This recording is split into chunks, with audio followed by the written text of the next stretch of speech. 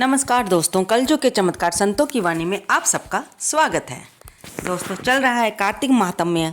अभी तक हम 2 अध्याय इसके सुन चुके हैं।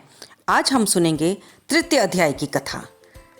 जैसे कि आप सबको पता है कि ये भगवान श्री कृष्ण सत्यभामा जी के साथ वार्तालाप कर रहे हैं और सूत जी शौनक आदि 88,000 ऋषियों को नौमिषारण्य तीर्थ में इस पवित्र कथा को सुना रहे हैं, जिससे सुनने से हमें पता चलता है कि कार्तिक मास में भगवान की भक्ति करने से, भगवान के कोई भी नियम का पालन कर लें, हम स्नान का सुबह उठ के स्नान करें या फिर दीपदान का, या फिर हम कुछ वस्तुएं खाने में या पहनने में 1 महीने के लिए हम उसका त्याग करें, हम कोई भी नियम धारण करें, उसका हमें बहुत ज़्यादा फल मिलता है। यही इस कार्तिक मास की विशेषता है। आइए सुनते हैं तृतीय अध्याय। सत्यभामा बोली, प्रभु आप तीनों काल स्वरूप और काल के सभी भाग सम हैं, फिर कार्तिक मास उत्तम क्यों है? प्रभु तिथियों में एकादशी और महीनों में कार्तिक का महीना ही आपको प्रिय क्यों है? श्री कृष्ण बोले, हे प्रिय, एकाग्रचित होकर वेणु के पुत्र पृथु और महर्षि नारद का संवाद सुनो। जिसे पृथु ने नारद जी से पूछा, तब नारद जी ने कार्तिक मास की महिमा बताई। नारद जी बोले, सागर का पुत्र शंख नामक राक्षस त्रिलोकी को मथने में समर्थ हुआ। उसने सभी देवताओं को स्वर्ग से निकालकर इंद्र आदि के अधिकार छीन लिए। सभी देवता डर के मारे अपने स्त्री पुत्रों सहित बहुत दिनों तक सुमेरु पर्वत की गुफा में रहते रहे। जब देवता गुफाओं में रह रहे थे, तब शंखासुर ने सोचा कि मेरे देवताओं को जीतने पर भी वे बलवान हैं। ऐसा मालूम होता है कि ऐसा वेद मंत्रों से युक्त होने के कारण है, अतः वेद मंत्रों के हरण से वे बलहीन हो जाएंगे। ये सोचकर वह असुर विष्णु भगवान को नींद में देखकर स्वयं भू ब्रह्मा जी के लोक से वेदों को निकाल चलने को तत्पर हुआ। तब वे भय के कारण यज्ञ आदि के मंत्र और बीजों सहित जल में प्रवेश कर गए। तब तो शंखासुर भी उन्हें ढूंढता हुआ समुद्र में घूमने लगा, परंतु उसे वेद कहीं भी प्राप्त ना हुए। पीछे से ब्रह्मा जी ने सभी देवताओं को संग लेकर पूजा सामग्री इकट्ठी कर वे कुंठ में भगवान विष्णु की शरण में गए। वहां उनको जगाने के लिए सब देवता गाने बजाने लगे और गंध धूप देने लगे। उनकी भक्ति से संतुष्ट होकर भगवान जाग गए। तब सभी देवताओं ने दर्शन कर षोडशोपचार से पूजा व साष्टांग दंडवत की। तब भगवान विष्णु उनसे कहने लगे, हे देवताओं, मैं तुम्हारी पूजा आदि मांगलिक कार्यों से प्रसन्न हूँ और तुम्हारी अभिलाषा पूर्ण करने का वरदान देता हूँ। जो मनुष्य आश्विन शुक्ल पक्ष की एकादशी से देव उठानी एकादशी तक पहर रात्रि रहे तुम्हारी तरह भजन कीर्तन करेंगे, वे मुझे प्रसन्न कर मुझे को प्राप्त होंगे।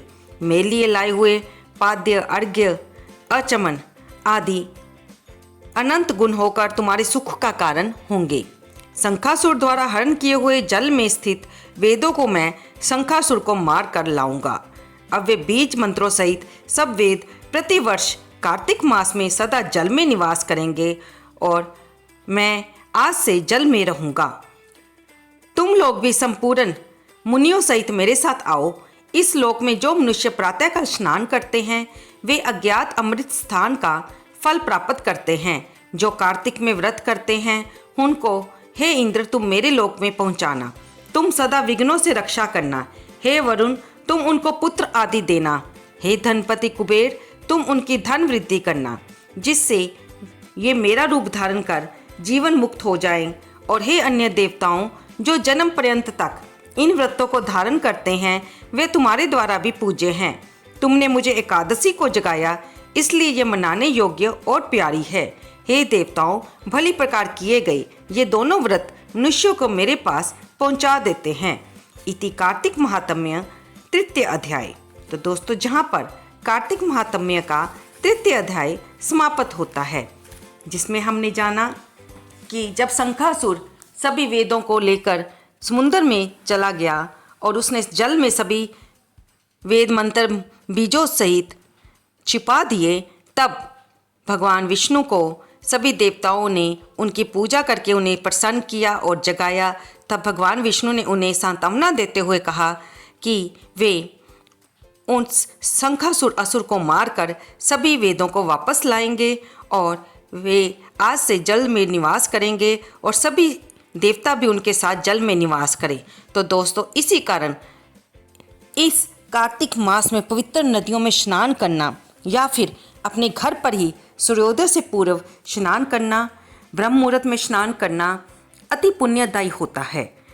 ब्रह्म मुहूर्त का समय सुबह 4 बजे से 6 बजे तक होता है कि इस समय के बीच आप स्नान कर लें और फिर भगवान की कथा को श्रवण करें। तो दोस्तों, ये हमने जाना कि कार्तिक मास का इतना महत्व क्यों है। हमें जल के पास भी दीपदान अवश्य करना चाहिए और भगवान विष्णु की श्रद्धा और भक्ति के साथ षोडशोपचार से पूजा करनी चाहिए, क्योंकि ये कार्तिक मास भगवान श्री हरि को समर्पित है। इस कार्तिक महात्म्य के 3 अध्याय में भगवान ने एकादशी के महत्व के कारण भी बताया है कि क्योंकि देवताओं ने भगवान को एकादशी के दिन जगाया था, इसलिए ये तिथि भगवान को अति प्रिय है। आप भी इस अध्याय को सुने और बाद में भगवान श्री विष्णु की आरती करें। आप कार्तिक मास की कथा सुनकर कोई भी आरती कर सकते हैं, चाहे वो भगवान श्री विष्णु की हो, चाहे वो माँ तुलसी की हो, लेकिन अवश्य करें, क्योंकि आरती के बिना हमारी कथा, हमारा पाठ संपूर्ण नहीं होता। फिर भगवान को नैवेद्य अर्पित करें और उन्हें भोग लगाने की प्रार्थना करें। आपको ये वीडियो कैसी लगी कृपया इसे लाइक करें, शेयर करें और कमेंट बॉक्स में जय विष्णु भगवान लिखना तो बिल्कुल ना भूलें। धन्यवाद दोस्तों।